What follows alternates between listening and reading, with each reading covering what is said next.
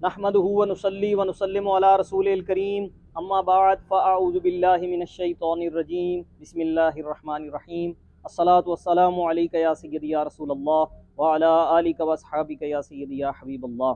کیا آپ جانتے ہیں کہ زیادہ سردی کیوں آتی ہے؟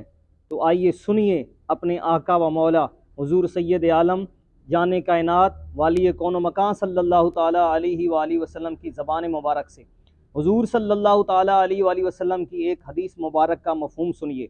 بخاری شریف کے اندر یہ حدیث پاک موجود ہے۔ پیارے آقا صلی اللہ تعالیٰ علیہ وآلہ وسلم نے ارشاد فرمایا، جہنم نے ایک مرتبہ اللہ تعالیٰ کی بارگاہ میں عرض کیا، اے مولا تعالیٰ میرا بعض حصے کو کھا رہا ہے، یعنی مجھے سانس لینے کی اجازت دی جائے۔ تو اللہ تعالیٰ نے سال میں اسے 2 مرتبہ سانس لینے کی اجازت دی۔ حضور علیہ الصلوۃ والسلام نے ارشاد فرمایا، ایک مرتبہ جب بہت زیادہ شدت کی گرمی ہوتی ہے تو یہ جہنم کا ابال اور جہنم کا سانس ہوتا ہے، اور دوسری مرتبہ سردیوں کے موسم میں جب بہت زیادہ سردی ہوتی ہے تو یہ جہنم کا سانس ہوتا ہے۔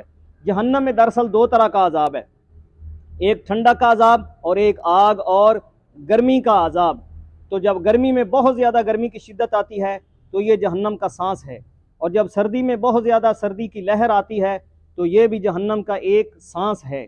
تو اللہ تعالیٰ فرماتا ہے، فَاتَّقُوا النَّارَ الَّتِي وَقُودُهَا النَّاسُ وَالْحِجَارَةُ أُعِدَّتْ لِلْكَافِرِينَ۔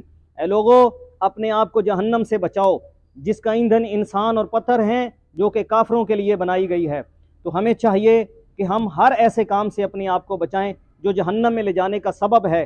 غور کیجئے، جب ہم جہنم کا سانس، جو کہ سردی کی بہت زیادہ لہر ہے یا گرمی کی بہت زیادہ شدت ہے، جو جہنم کا دراصل سانس ہے، جب ہم جہنم کے سانس کو برداشت نہیں کر سکتے، اگر خدا نخواستہ غلط کام اور گناہ میں مبتلا ہونے کی وجہ سے اگر ہمیں جہنم میں ڈال دیا جائے تو ہمارا کیا بنے گا؟